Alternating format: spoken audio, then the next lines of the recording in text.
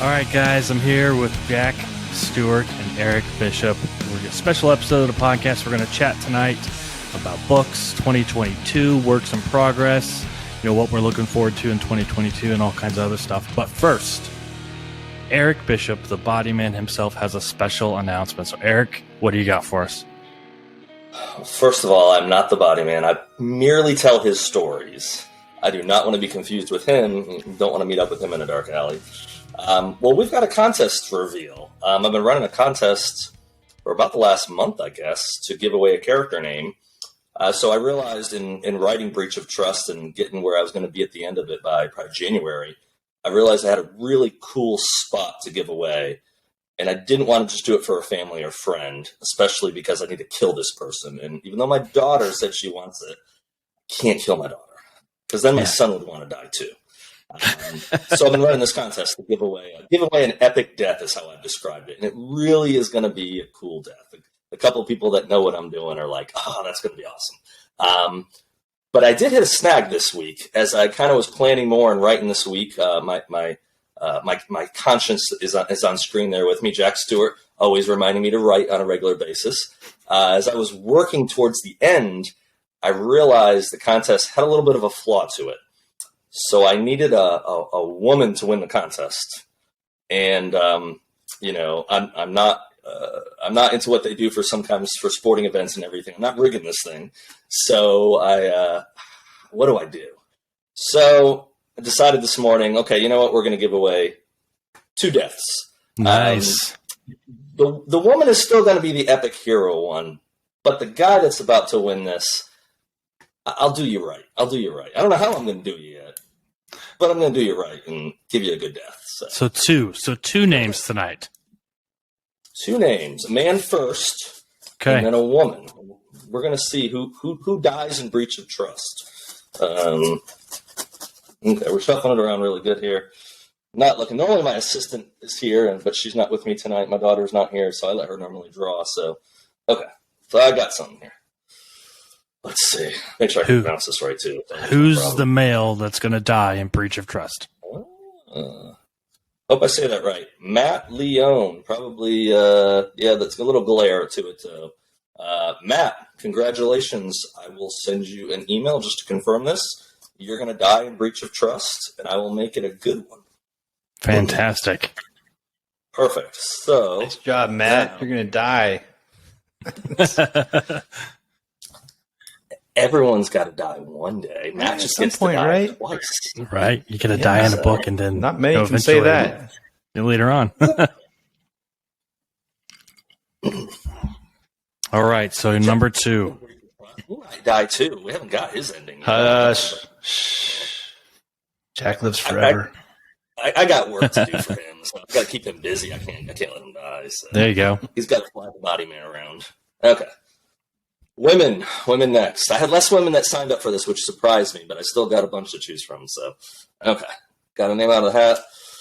I haven't looked down. Let's see who we got. Oh, awesome. Okay. That one, you probably can't see that one as well. A.M. Adair. So she is actually an author. She's a veteran. Currently serves in the U.S. forces as of right now. So I'm excited. Great author. Do you know how many books she has out? Multiple books, I know. Follow her on Twitter. 2 or 3. Yeah. I know. Yeah. Yeah, I know she's got, I think, 2 out. I don't know if the 3rd's out. I should know that, and I apologize. I think she's retiring soon, if I'm not mistaken. In the next year, I think. I think maybe she's in papers in. Yeah, fantastic. So, hey.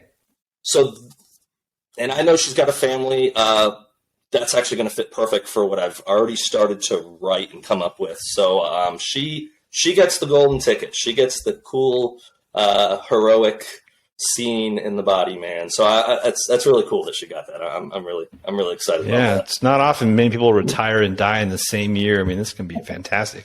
I know, right? You're going to have to send her a copy for a retirement gift. I think I can do that. I think I can definitely do that for her. So there's the big reveal, guys. Matt Leon and A.M. Adair, you're going to die fictionally in Breach of Trust by Eric Bishop, which is going to be out in 2023 sometime. Who knows when? 2022, sorry. Yeah. Perfect. All right, so let's get into it, guys. So for those of you who don't know Eric Bishop, he is the author of The Body Man with Force Poseidon Publishing, and it was out in November. It's doing quite well. It's a quite good read. I highly recommend. And, of course, we have Jack Stewart with us as well, Navy F-18 pilot, correct? Correct, yes. With For the now, River at least. Rattlers. Yes. Yes. Yeah, So, with VFA 204 in New Orleans. Awesome. Yeah, thanks for coming on, guys. So let's just kind of chat books and stuff and what we're looking forward to in 2022. Jack, I know you got some works in progress that you're doing, as well as I do. So maybe we can chat about that a little bit and just kind of what's going on. So, what's a book recommendation you guys have for 2022? Let's see. For me, I know that Andrews and Wilson has several coming out. At least 2, I think, next year. Maybe 3 or 4, because those guys are always writing. But for me, it's a follow-up to Dark Intercept. I mean, that book, Dark Intercept, if you haven't read it, is phenomenal. And their sequel is going to be just as good. So I'm looking forward to that one coming out. And I think I can't remember when that one's coming out, in April or May, maybe. But I'm really excited about that one. That's a good one. Eric, what about you? So the one I'm most looking forward to is not a thriller, which is unusual. I'm actually probably not moving away from reading thrillers, but I'm definitely broadening my horizons recently. So Adam Hamdy has a book coming out, and I don't know if there's a release date yet. I think it's for the fall of 2022. And I was fortunate to get a little information from him a while back about what it was going to be about. So I don't even know if the title's revealed. I'm not sure what's revealed, so I can't reveal anything. But out of all the books that I know are coming out for 2022, that's the one that's got my curiosity piqued the most. He's a great writer, just what he writes for thrillers. So the fact this one's a little different, I think, not a typical thriller for him. I'm really looking forward to seeing what he has out. And then, of course, a lot of our regular, people that Jack and I have talked about frequently and fortunately have met or talked with. Jack Carr's got a book coming out. Mark Rainey has a book as usual. Kyle Mills will have one. The normal staples, Brad Thor. The big dogs will have their books out next year, and they seem to be getting better and better with each book, which is really cool and an encouragement, and B, it's a poke in the ass for all the rest of us to say, well, I know, okay, The Body Man was good. Breach of Trust has got to be better. Hey, nothing like little. I had 3-4 years to write this book and tinker around and do it. Yeah, I've got a couple months to finish Breach of Trust, and it sure as hell better be better than Body Man. So no pressure or anything. Yeah. I think Mark's got 2 coming out. Have you guys done the Audible Armored, the audio play that Mark had come out? No, but I saw a week ago. Oh man, so I've been running to that. That's been like my running thing, and it was funny. I was on a 3-mile run today. I'm towards the end of it now, and at one point I literally jumped because with my headphones, I thought there was like gunfire coming from my right side. So you should check it out. It's really good. But he's got a book for that coming out, I think, in July. So it's nice. What are you looking forward to, Jeff? Audio movie, right? Yeah, it's like a play. It's like an audio play. Yeah, it's pretty cool. It's got a full set of actors and sound effects and everything. I mean, it's really cool. So much different than an audiobook. Oh yeah, for sure. It's definitely not an audiobook. It's more acting and less about the prose, So you really get engrossed in it. And Mark's really one of those ones, and I know obviously, Jack, you've spent some time with him as of late. Even recently, you got to spend good quality time with him up in the air. He's one of those people that started you hear the flashes that happen of these people that start big, or all of a sudden they're known. And I'm pretty sure his first book wasn't a hardcover. I don't think his first book sold incredibly well. And, he was just building an audience. And then the Clancy opportunity opened up, which then really opened up a market for him as well. But it I look at someone like him, and it wasn't luck. It was they chose an author who had a hell of a lot of talent, and he did it better than anyone else. And he anything he's got, he's earned. I have an immense amount of respect for that. He really writes like Clancy. I mean, so it was a perfect, selection to kind of pick up that, and of course he worked with Clancy before he died. And then he kept several of them. And then he kind of just kept carrying the torch, after he passed. And, Mark already writes really long books as it is. So, he was already very, Clancy-esque. So it was a really good choice to move forward. And then, of course, he got to pass it around to other people too. But yeah, it was a great one. Yeah. He's said this himself, and I've kind of noticed that reading his books. The first few are shorter and they're more compact, I would say. But then after working with Clancy, they really expanded. His last book was definitely very Clancy-esque. And I'm really excited for Sierra 6 to come out because I think that's going to be another one that's just going to be, a home run for him. But yeah, he's a talented guy. I'm very fortunate to have met him. And he wrote, if I recall, I met him a few times, but mainly I've seen a lot of interviews with him to know a lot of the details. If I recall, I think he wrote at a coffee shop before his 9-to-5 job for years. So again, for any authors out there, for people that are in the slog and struggling, you find the time when you can. If you're passionate about doing this, you're going to have to make the time. You're going to have to put in the hard work. But you need to look towards the people that have had success and realize that they started where you started. They started with no agent, no deal, no nothing. They believed in what they were doing. Hopefully they enjoyed what they were doing. I'm always amazed when people say they hate writing. I'm like, well, then you probably should stop. But, you're in the wrong business. Yeah, exactly. But someone like, well, not that they hate writing. They hate their own, they don't enjoy their own book. I've had multiple people tell me that once they get done writing a book, they don't want to read it again. And I'm like, I kind of like my books. But I can understand that. When I write a big, I love business. And when I write a big business paper for my doctorate program, I don't reread it. Yeah, but that's because it's a business paper.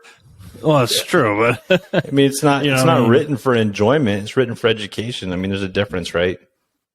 Oh yeah, but I could see where I probably wouldn't read my own fiction book either. If I'm being honest. But then again, you develop a relationship with your characters, and they become like family, and so it's like a family reunion every time you pick up the book. I read The Body Man about a month before publication. That was not for enjoyment. That was to see if there was anything that needed to be tweaked. So I had read it probably about 6 or 7 times this year, probably cover to cover. And I enjoyed reading it though. There was a couple times I laughed out loud and I was like, I forgot I wrote that part. And I probably read it 5 times, 6 times this year, but it just went autopilot. So this last time when I saw a few of those things, it jumped out at me, and I probably won't read it again. I've had, it's got a bunch of hardcovers today, these are the ones I love. The paperbacks are great, but I worked for a hardback, not a paperback in some ways. But I don't know that I'll read it cover to cover for a while, but I definitely will open it up every now and then and just kind of fall on a page and just be like, oh, yeah, that's cool. And to Jack's point, yes, now especially since I'm working on the sequel, I do it more out of the Word document when I'm looking for a name or something, but I'm probably going to have to reference back of, did I describe that person in The Body Man? Because it's been a little while. I don't want to have someone have chestnut-colored hair in The Body Man and have raven black hair in Breach of Trust. Right. So. You know what I did to kind of combat that? I made a spreadsheet, and this might sound a little nerdy, but no, I made a spreadsheet with all the details from every character that I've been putting together. That way I can easily reference the spreadsheet. And then I even made another column where it says where I mentioned them in. So if just so, of course, I'm a very visual person. keep that in mind. I'm a very, very visual person. So I need to kind of see it to remember things. But after I've seen it a few times, I can kind of recall. So I just made this very in-depth spreadsheet where I can say, oh yes, that's where I mentioned them the very first time. So I can go back and reference. So all these different stories that I have put together that I'm working on, I can kind of keep that world built. You know what I mean? Because the last thing I want to do is like what you said, you maybe you call somebody bald and then you give them, long brown hair later on, and, continuity doesn't make sense. I should do that with Breach of Trust. I'll have Stewart flying, to Paris in the early chapter with his, his current hairdo, and then towards the end, golden locks for people that don't have video. Golden lock of hair. So, yeah. So Jack, I use. Yes. Go ahead. No, go ahead. I was just going to say I use Microsoft OneNote, and I actually throw pictures in there. And so kind of like you do with the spreadsheet, like I like to use that as my kind of catch-all for, because a lot of times I have to remember what injuries have my certain characters sustained, like they had a broken arm a minute ago, so I can't have them arm wrestling somebody, 10 pages later. So that helps me keep track of that. But anyway, that's all I was going to say. Yeah, OneNote's a good idea. I use OneNote at work for kind of the same reason, just to keep track of things. Instead of trying to juggle it all in the air, use OneNote, and you can put links and all kinds of and documents and all kinds of stuff in OneNote. So I didn't think about that, but that's a really good idea. So anybody listening, you get 2 suggestions: build a really invasive spreadsheet that's just overwhelmingly detailed, or use a OneNote which is already built and probably a lot simpler.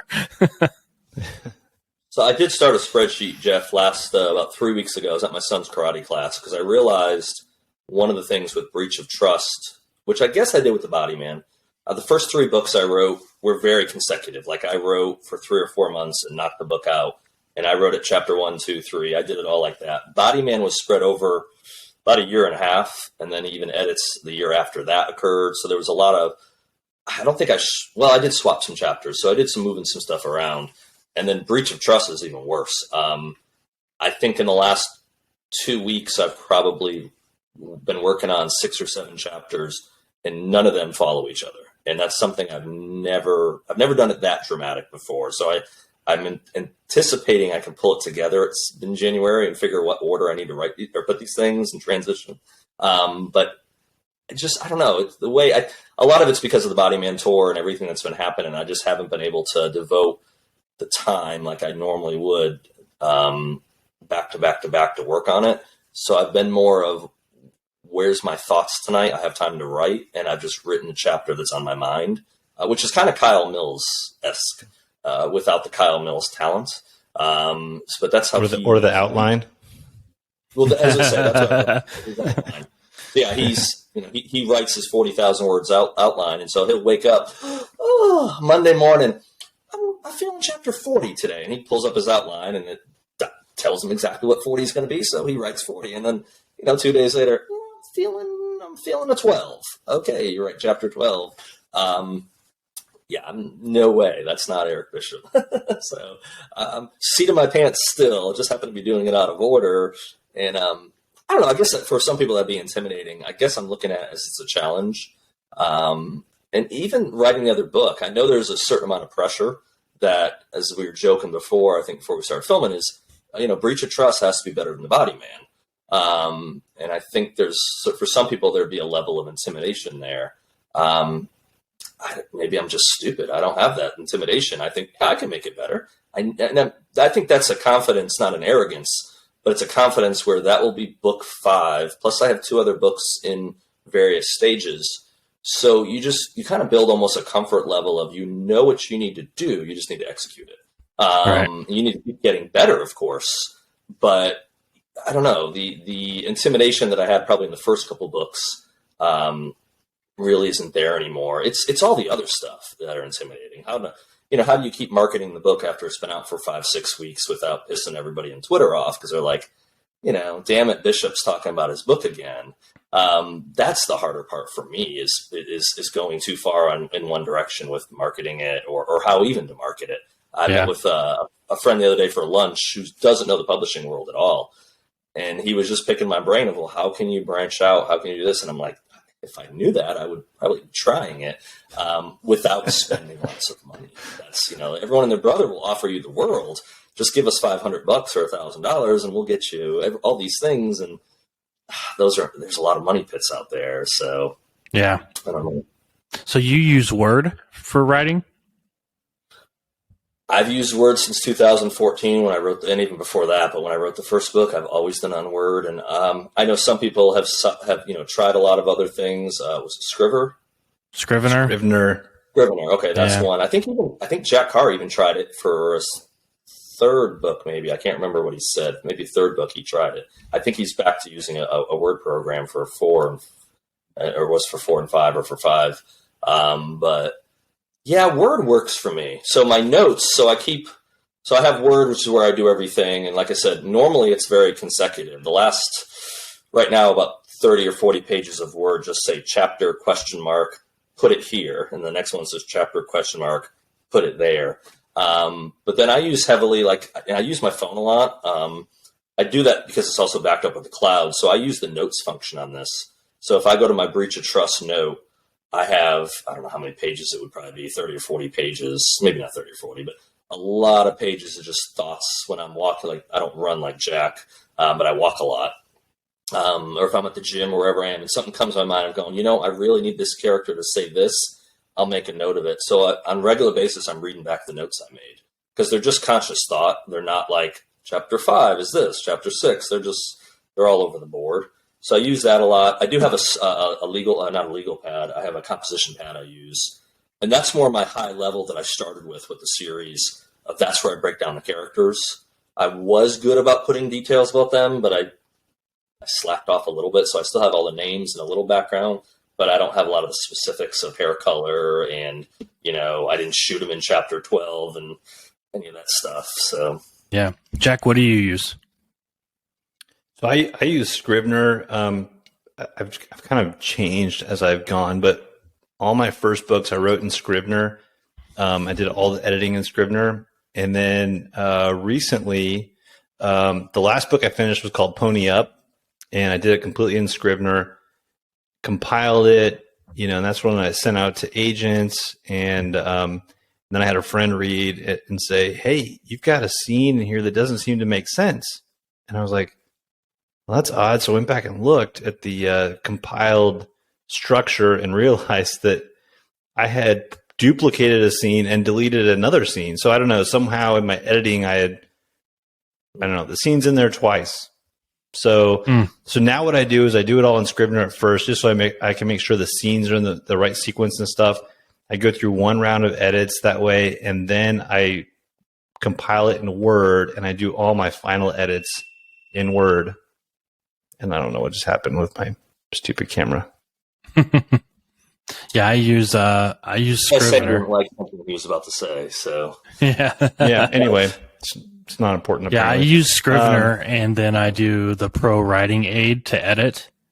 That's what I use. Absolutely, because it connects right back to Scrivener. And it then does, I do the same thing you do. I dump it to Word and to make sure everything's in order and there's no, issues going around that I missed. And then I call it good. Because I've noticed I've compiled something in Scrivener and exported it out. It wasn't always perfect. Like there was always something a little quirky about it. So I eventually started saying, okay, some of the formatting's off. Word. Yeah, exactly. Yeah. So I just started double checking just to make sure. That's what I've been doing, and I think it works great. What's everybody drinking? I'm not drinking anything. High West. Okay, well I got my bottle. High West. So Eric, which one is that? Which one's that? This is the Rendezvous Rye. This Mr. Carr recommended this one. So that's the one I picked up, but it's a different label. It looks like this one's also Rendezvous Rye. It's probably an older. It's vintage. I can't remember if this was a year or two ago. What did you say? Yours is a vintage label. What's your batch number? I don't know. Where do you find the batch number?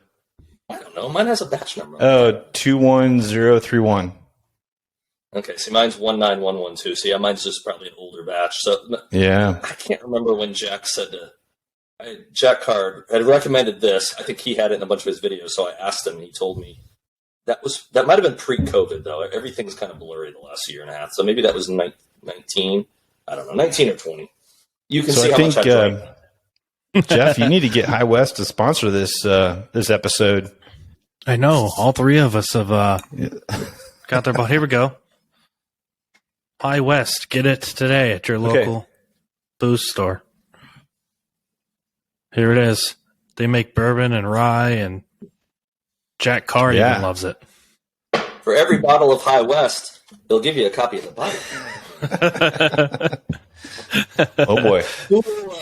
Dual marketing here, guys. Come on. Right. So, Jack, let's talk about you for a minute. All right.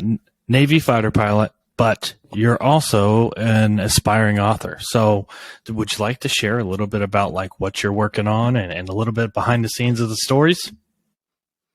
Yeah. So where do I begin? I'm a reservist, a Navy reservist. I fly the F-18 with, like you said earlier, VFA 204 in New Orleans, the River Rattlers. Got quite a few plane spotters all over the country that like taking pictures. And my stupid camera keeps doing weird things, but it makes a noise. Anyway, does it? Yeah, I don't know what's going on with it, but this looks much better. We're good. Yeah. It's better without the visual. Anyway, I as part of my naval service, I had the opportunity to work with some special operations folks overseas, and I got to see a lot of cool things and saw some pretty heroic acts that were performed that, they just don't get told, mainly because they're not supposed to, right? I mean, it's all supposed to remain in the shadows. But I felt that many of those acts deserve to be told. So without telling them, I wanted to give life to some of the things, some of the traits that I witnessed. And so that's really why I started writing. And I wrote my first one after my last deployment. And it, it really took me a long time to get it done. But once I finished it, it was like, oh man, I finished a book. So, let me get started on the next one. And so in the last 18 months or so, I've written 5. And they all kind of have the same theme. They're all typical thrillers with a military angle or espionage. But they're starting to evolve a little bit. So the last one that I finished that's completely done is out with agents and stuff. It's called Pony Up. And that one is based on something I'd witnessed in Afghanistan in 2010 when I was there. I was it's called a tactical air control party. It's an Air Force thing, right? So you call in airstrikes, you're attached to Army units. I was with the 82nd Airborne in Afghanistan. And at the time, they had the NSW, the Naval Special Warfare, had Super Tucanos they were testing for light attack. It was a program called Imminent Fury, and it eventually didn't get funded, right? But it was such a cool concept because, back in the 60s during Vietnam, the SEALs had this squadron called VAL-4, the Black Ponies. They flew OV-10 Broncos in Vietnam, supporting their operations in the Mekong Delta, and huge success, right? So kind of like the special boat, units that the SEALs have, the SWIC guys. They integrate with the SEALs. They work with them. So except now it's from the air. So as a pilot, that just fit with me and fit with what I wanted. So in my last deployment, I was with SOCOM, and SOCOM was doing a test with the OV-10 Bronco called Combat Dragon 2. And that one I got to see firsthand. I got to see the effects. Very successful, but again, Congress didn't fund it. So I thought, you know what? I'm just going to fund it myself. So I put it into a book. So Pony Up is all about basically, this top secret Navy light attack squadron. It's got a Navy pilot in the front seat of a Super Tucano. A Navy SEAL in the backseat is a qualified JTAC, and they're just doing light attack support for, attached to a Tier 1 Navy SEAL unit. So that's the last one I did. I really enjoyed it. Really trying to kind of inject some aviation into my books too. Yeah, sure. Obviously, with you being a pilot, you want to talk about your background a little bit. I did too, but I worked in logistics in the Air Force, and hard to talk about boxes and FedEx So try to use some of my medical background a little bit in there. That way, can kind of add some realism to it. But yeah, kind of hard to talk about my job. Well, it is, but also, Jeff, don't knock it too, because if you don't do your job, people like Jack can't do their job. Yeah, sure. So often, and I didn't serve at all, so I can Monday morning quarterback everything I want and be full of crap. But I have an immense amount of respect for anyone that serves in any role. Everyone wants to be the person kicking in the doors or firing the missiles, or being the one shooting Bin Laden. But for every one person that's doing that, there is a heck of a lot of people behind the scene that keep the mechanisms working to allow that person to do that. It's very true. They're kind of the unsung heroes and stuff, because they don't get the publicity. They don't get they don't get to pound their chest very much. They drive the trucks and they do that, but they need to get more props. And I know guys that serve absolutely give them props, but for the average person that's out there reading books, they're like, I want to see the sexy positions, and so do I. But also remember, those sexy positions happened because someone cleaned the latrines. Someone made the food, even though if it wasn't very good, to give them the fuel to do what they had to do. So don't knock the FedEx guy. He's needed. Well, I mean, and that's in my last job. We call them enablers, right? So in SOCOM and soft units, they have enablers. They're the guys that are doing all the logistics, the comms, the weather guys, the air guys. So that's what I did in my last job, was everything. Like, I was getting supplies like rippets. I was getting rippets to the guys out in the field. I was getting their food out to them, whether it was, via regular C-130 deliveries or emergency airdrops with rippets and ammo. I mean, those were the two things I needed. So there's that, but I was supporting them with ISR and close air support. I mean, a whole host of things, but it's all the behind the scenes, like Eric was saying. I mean, it's all the behind the scenes stuff that makes it happen. So, I wasn't out there as a trigger pull. I wasn't kicking in doors or anything, but I was helping the guys that were, and I thought that was a very cool experience. Yeah, Jack, absolutely. How long? I know you're a reservist now. How long were you? How long have you been with the airlines? When did you transition? Yeah, so I did 12 years active duty, and then I decided I didn't want to be an airline pilot, because when you're going from flying an F-18, it's like driving a Ferrari to driving a bus. So I was like, I'm not doing that. I don't want to go fly for the airline. So I went into business. Okay.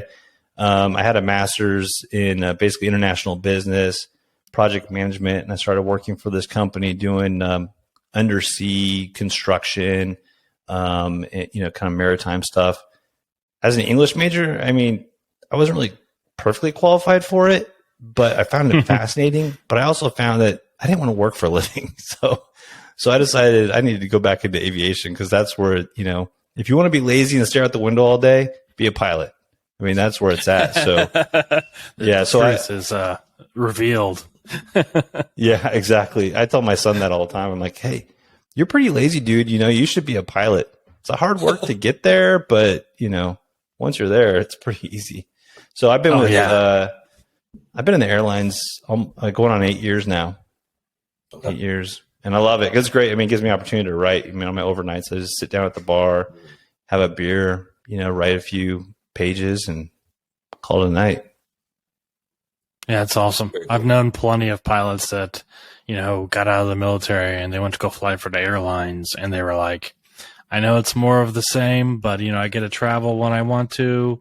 I get to call some of my own shots sometimes. And, my downtime's my downtime. And they're just, they're living it. I envy them, because I'm like, well, and so everybody I'd see that's like, I want to join the military, I'm like, go be a pilot. Yeah. It is a good gig, I promise you. Yeah. And when you're on a carrier and it's like super cloudy and it's been overcast and rainy for days, I mean, every time you go flying, you get to see the sun. You're guaranteed to see the sun because you can fly above the clouds. So I always appreciated that. So my son's been watching classic movies as of late, or somewhat classic, and even some more like Top Gun. Modern ones. Yeah, I showed him Top Gun a while ago. We went through Ferris Bueller's Day Off. My favorite was actually, as a teenager, was Better Off Dead, John Cusack movie, which if you haven't seen that, you got to watch it. And I don't know that I say this leading into what you just said about the carrier, and you might mock me for this, but I'd like your take on it. Owen Wilson, Behind Enemy Lines. Mm-hmm. Have you seen that one?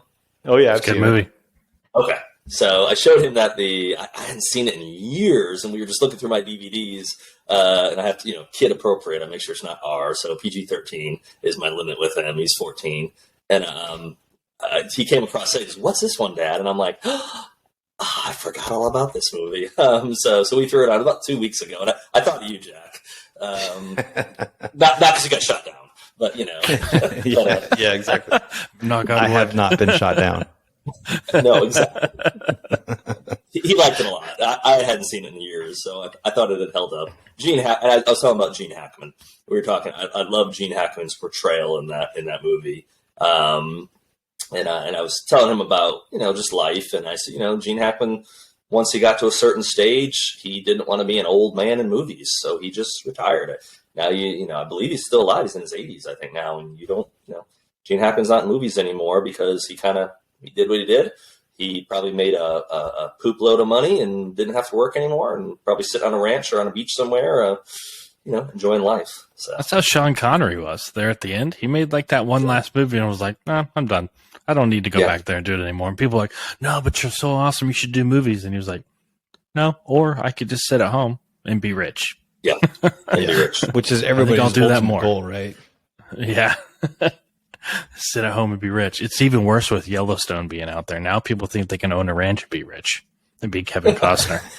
It's like, no. I don't know if you've ever owned a ranch or worked on a farm. That's not how it works. At all. Mm-mm. So what is something you guys are like really looking forward to in 2022? Like what's a big movie, a big book? Like what is like, if you could buy one thing or look at one thing or watch one thing in 2022, what is it? Well, mine's not any of those things, but I'm retiring from the Navy in 2022. So that's my big thing. After 23 years, I'm finally hanging it up and hopefully going to have more time to spend with the family and do some writing. That's what I'm looking forward to. Awesome. Well, early happy retirement and congratulations. Yes, that's pretty awesome. Thank you. So I'd like to do some more travel. I've got a couple tentative ideas out there that I'm not revealing yet unless they happen. But I'm just my hope is that we get in a spot globally where things are a little bit. I don't know if they'll ever be back to normal again. Completely, but I'd like there to be a little more normalcy to go to some places. I've been fortunate just where I live in the country. We didn't really have the draconian rules in place or the lockdown that everyone experienced. So I've been able to move pretty freely around here without any issues in the South. But going other places I might have wanted to go has been off the table. So I'm looking forward to some more travel. I agree with Jack on writing. I've got to deliver the next book. I'm under contract for 2 more. I also have 2 others in the works. And I also have some original books that I started with, original series that I think the stories hold up. I haven't looked at them very closely in years. I don't think they were good enough to be published for a reason, but I think the stories hold up. So I'd like to devote some time to actually see if I can kick the tires on those and do something with them. I hate for them to just sit there, especially the character. It was, I think years ago I set it up on my email. So every now and then I'll get these email responses and they'll say, "What's this Troy Evans series of thrillers?" And I'm like, where are people getting this from? And I realize it's probably still on my website too. That's how often I look at my website. But I'm like, oh yeah, that's probably still on my email. But I'd like to get back to that character because I had a real interesting evolution with that character for why he became what he was and where he was going. I finished 3 of the books out of 7. And I'd really like to get back. And even if I don't get the first 3 traditionally published, I'd like to at least work on his other books and get maybe just to get that out of my head, get those stories out of my head. So yeah, I'm hoping for a lot more writing and a lot more traveling in 2022. So nice. I think for me, it's going to be, I got my leadership book that comes out in April. That was, picked up by a publisher. It's going to be doing that. Doing some more writing, developing, finishing up some of these fiction books. And then I know it's going to sound cliche, but I really want to see how the Terminal List show is going to come out. Oh yeah, yeah. I really and do. The Gray Man. I mean, that's another one. Yeah, the Gray Man is, but it's going to be a movie, right? Yeah, it's going to be a movie. Yeah, but yeah, both of those. I mean, I'm really super excited because I love both those books, and know both the authors, fantastic guys, and I'm really curious to see how Hollywood treats them. Yeah, I know Jack was pretty involved with the Terminal List. He was very fortunate. I think a lot of times Hollywood kicks their writer out once they've got the story and they said they're going to start developing it. They kind of kick the writer out and say, "Shoo, go away. We'll call you when this is done." But he got to be on set. It helps that he knows Chris Pratt personally. But he seemed to have a really good relationship with everybody involved in doing that, and he was very hands on. So I'll be curious to see like how that really turns out compared to. When they took the old Clancy books and they turned them into movies, there was glaring issues. They changed the story a whole lot because they had to fit it into 2 hours or whatever, and it'll be cool to see what they did. Of course, with a series, you have more, leeway. You have a lot more room because you're doing multiple 1 hour episodes. So you're doing like an 8 or 9 hour movie as opposed to a 2 hour movie. So it'll be cool to kind of see what they did with the Terminal List, and of course, the Gray Man too. The Gray Man had two big names attached to it. Was it Chris Evans and what's his name? Ryan Gosling. Yes, yeah, Ryan Gosling. Yeah. And you might know better than I do, Jack. Was Mark involved at all in the process? I'm not sure. I mean, from my discussions with him, it's been very limited. I mean, they've kind of talked to him, like the Russo brothers have talked to him, but he's not like on the scene, on the set like Jack has been for the Terminal List. But Jack's is a really unique situation. Yeah, it is. For sure. I think it's a one in a million type of thing. Yeah. yeah. But exactly. I don't feel bad for Mark because he has the Russo brothers. That the guys who did the Avengers movies directing a movie for him. I mean, I think it's going to be fantastic. It's going to be a fantastic movie. Yeah, yeah, and hopefully he's got such a body of work to choose from. Hopefully, with the success, because I forget with the Gray Man, is that Netflix or Amazon? I think it was Netflix. It's Netflix. Okay. Yeah, Netflix likes to make money, so hopefully they'll, with the success, if it's deemed successful in their algorithms, however they keep track of all that, that they'll push for, because that's always, and I've had that conversation with a lot of people of there's so many good books out there. And yes, a book has to be changed for a movie medium, of course. I mean, any author will even admit to that. But there's so many good storylines that would make a really good movie that. What are you guys doing? Why are you just doing rehashes of, every 70s, 80s, and 90s movie and just, they did a total recall. I never saw it. Never saw the remake of it. I was like, really? Yeah, it was good. Was it good? Yeah. It was entertaining. Okay. I mean, the first one was awesome, but the second one was just as good. I mean, they changed stuff around, right, to fit today. Like you were talking about with the Clancy stuff, and Without Remorse just came out. And I know a lot of people panned it. I mean, it wasn't Clancy's work. I mean, let's just get that out in the open. It wasn't. Right. But it held true to the theme of basically a dude that's out for revenge for something that happened to his family, And I thought it was awesome. I mean, when you separate it from the book, because Without Remorse is one of my all-time favorite Tom Clancy novels. When you separate it from the book, the remake, the reboot of that was really good. And I'm excited for Rainbow Six to come out because I know he's doing that too. Oh yeah, it definitely set up the up to date to today Clancy stories. So they can take those stories now and put them in today's world and then be relevant. Yeah. And I think that's kind of what it was about, in my opinion, because I thought it was a good movie, but it wasn't the book at all. But yeah, it put those stories in today's world so that they could really start cranking out, Clancy, Clancy movies with those old stories, but still make them relevant. So I thought that was a cool way of doing it. So it wasn't bad, but yeah, and it wasn't the book. I I heard, let's see, who was I? I was listening to Andrews and Wilson talking today about their new W.E.B. Griffin book that came out, Rogue Asset.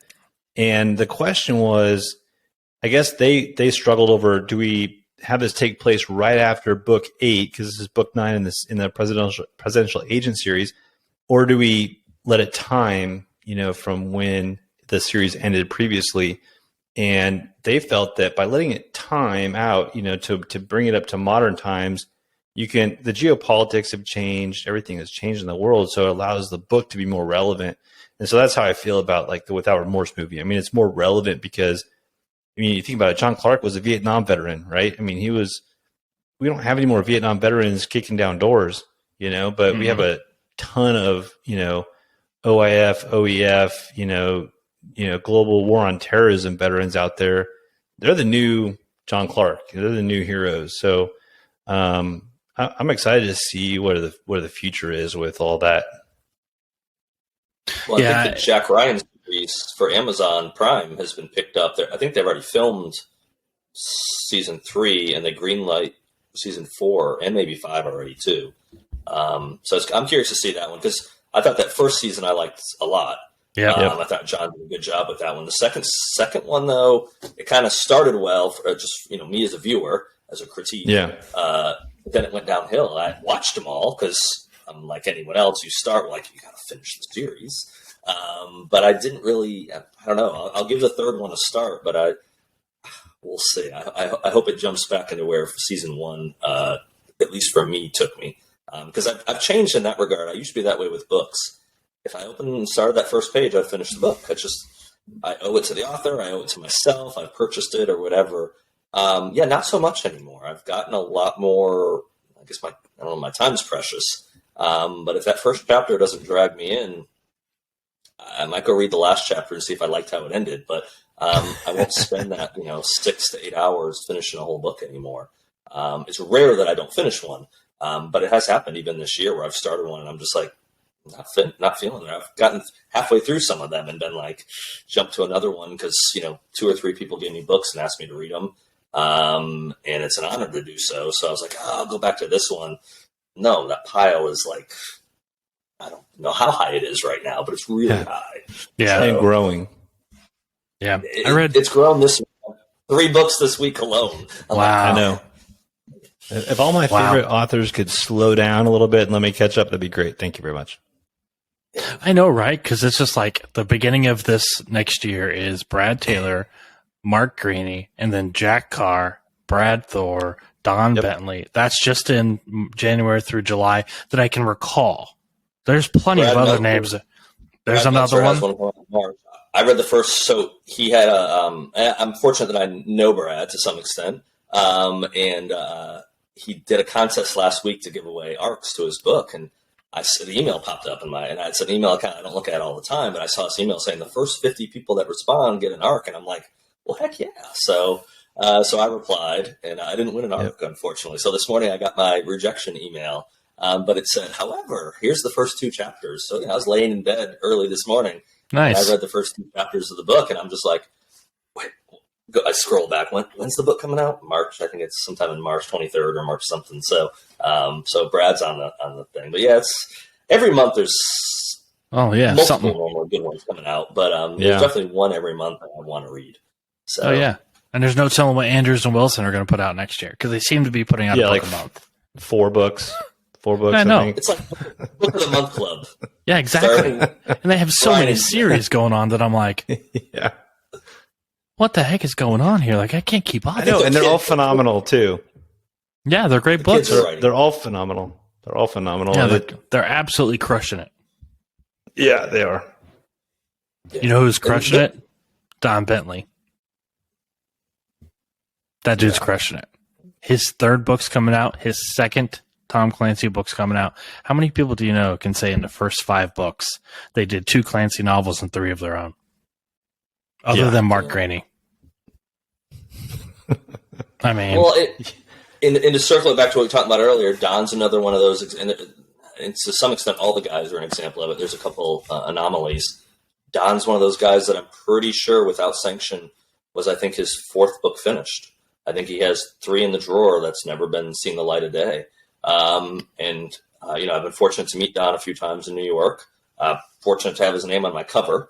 So Don's name also brings me Clancy's name, which is beyond a dream come true for someone that grew up reading Tom Clancy books.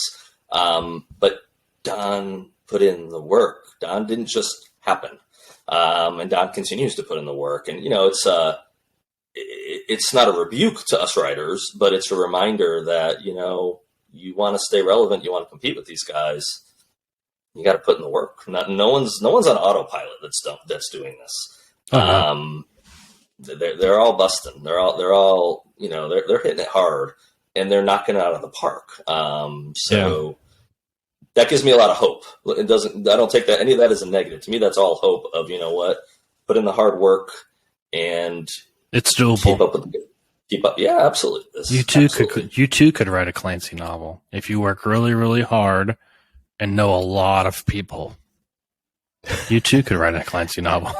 I mean, if you look at who is it just announced it? Simon Gervais, he just came out with he's going to do a new Ludlum series, right? So this is the guy who's not in the Tom Colgan universe, and he's just Thomas or Mercer. He's putting out these fantastic books in the Pierce Hunt series, and then now he's all of a sudden he's going to be another one of the Ludlum estate authors, and I mean I think it's fantastic to see these guys put in the work, and Simon's one of those guys that I really appreciate. I've read all his books, and his most recent one that came out, I mean I read it in 2 days or something like that. I mean it was ridiculous how fast I read it. Did it not move? Yes, it moved so fast for me. Yes, right there. The Last Protector. I blew through it. I think he said something about it being on it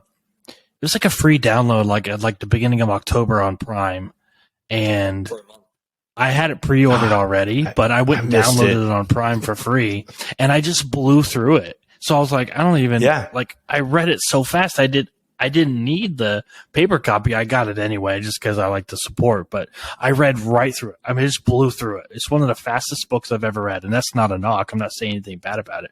It just moved. No. The dialogue, it absolutely moved. It hauled ass like your Ferrari screaming down the street. It really did.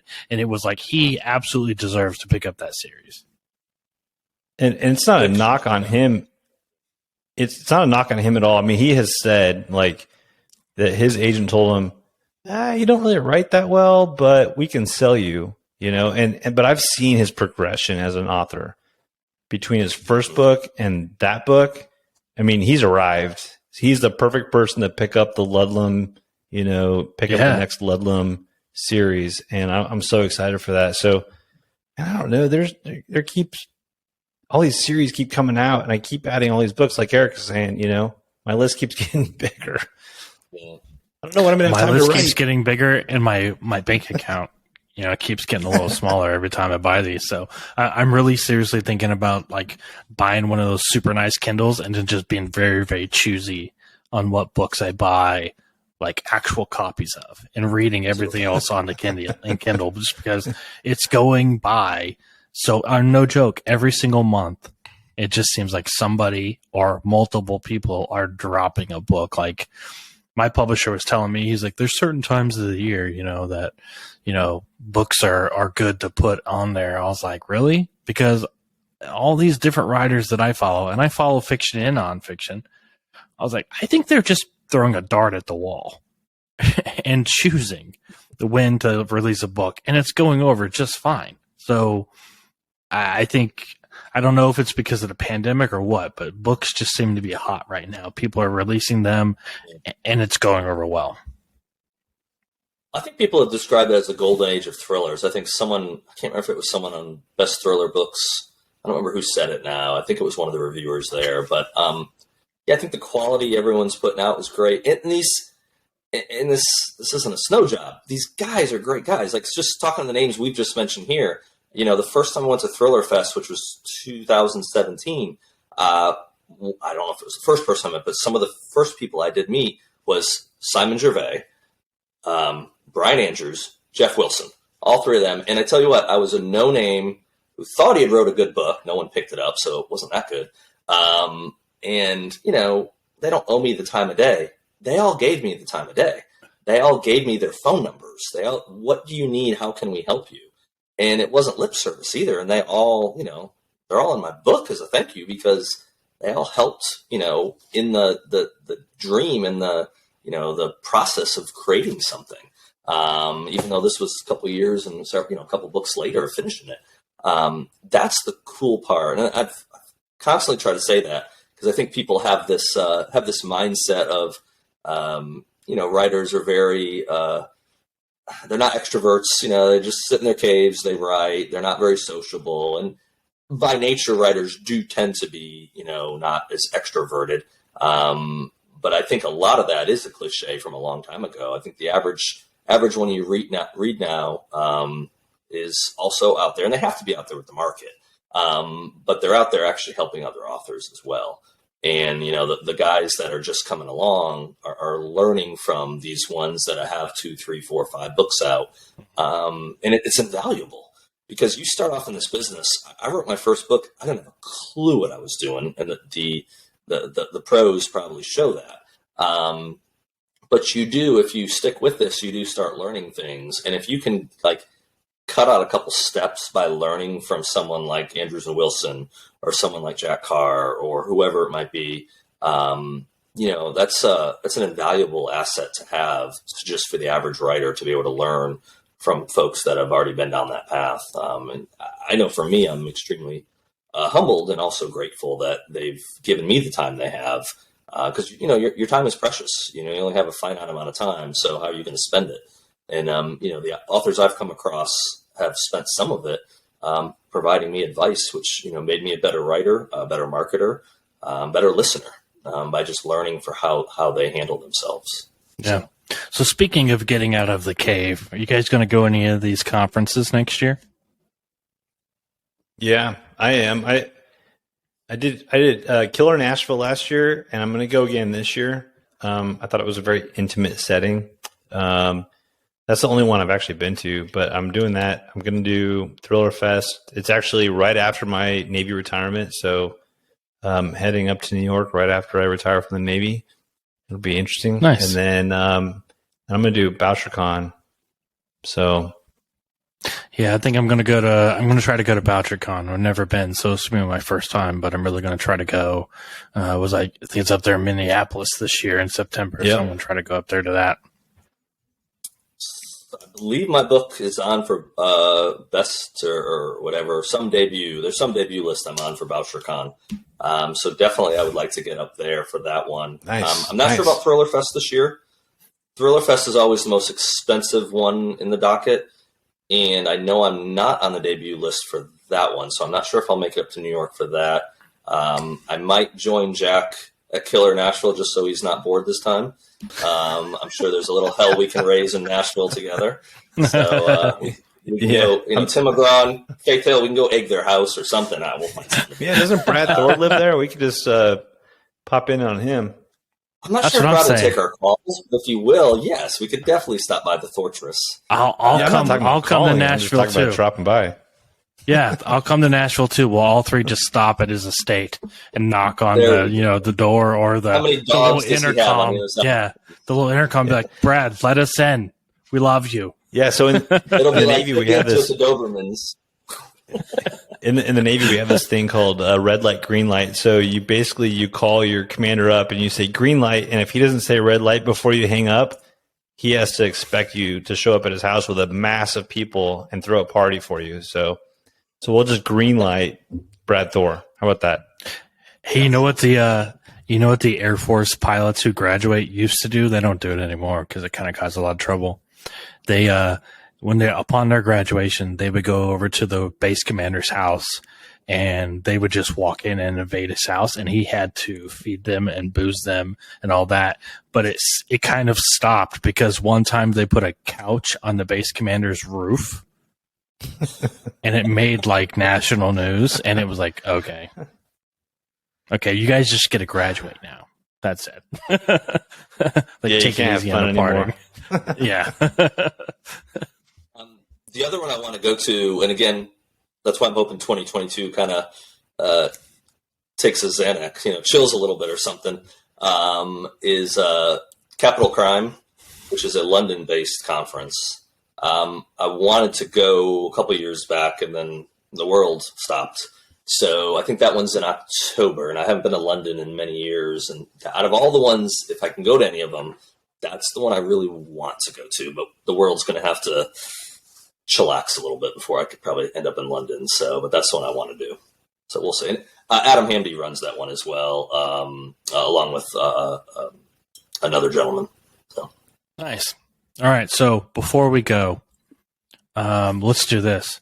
All-time favorite book ever. If you could pick one book to die with, what would it go in your coffin? Eric, you go first. Not fair question. Here, I'll go. If I had to absolutely pick one, I think my favorite would be a tie between The Hunt for Red October, just because I love the story, and Drone by Mike Madden. Those are my picks. I'm not cheap. I'm going to take the Chronicles of Narnia because there's a lot of stories in there, and I really loved reading that to my kids. So we'll go with the Chronicles of Narnia if I have to be buried. I really should have a Bible with me. We'll take the Chronicles of Narnia. It's got biblical themes in there. So I'm going to have my daughter watch this podcast because she just got, for her birthday, she just turned 9, and she just got the first 2 books in the Chronicles of Narnia. So nice. She's reading the first one now. I said some bad words in there, so only let her watch the end. I had to look up mine. The title of the book is called Annapolis. It's a historical fiction book, but it kind of takes place from, pre-American Revolution all the way through to about the early 90s, like the Gulf War time frame. It was written by William Martin. I read that book when I was at the Naval Academy in Annapolis, and it was just such a fantastic book, and it really just set the scene, for where I was going to school. And now every time I go back, I just, I know the history around the place and the sacrifice of the people that kind of came up in the beginning, the early years of the United States and have gone through the school, so that's my favorite book of all time. Yeah, that's special. That's cool. I like that pick. That's good. All right, guys. Well, is transfer of power, and the only reason that's the case is I don't know if I can reach it. Oh, it is here. Yeah, it's because I have it signed. Did not get it signed myself, but I was able to get it a copy of it signed, and only because Vincent isn't with us now. He's on my Rushmore for why he's in my acknowledgments for the Body Man, him and Clancy. But having that one signed and knowing that you can't replicate that is pretty cool. Because I have some amazing signed books. I happen to know some of the authors, which is extremely humbling for me. But having that book, that's the one that I always keep. And if anyone says, what's your favorite, book that you have? That's the one I grab because I can't ever have that one done again like that. So nice. It's special too. I like that. Yeah. So, guys, I'll be respectful of your time. I appreciate you coming on. Jack, it was a pleasure meeting you. Eric, it's always a pleasure. And, hopefully we can link up at some of these conferences this year and we can cause some trouble. Well, again, hey, Brad Thor, if you happen to be listening, you probably aren't, but if you happen to be listening, just understand that Nashville could get a little crazy if we all 3 wind up in town. We're going to come find your house and drink your scotch. Well, we know a pilot, so at the very least, we can buzz his house. I'm not saying buzz his house. FAA regulations. I don't know who was flying it anyway. So I'll take the name. Right.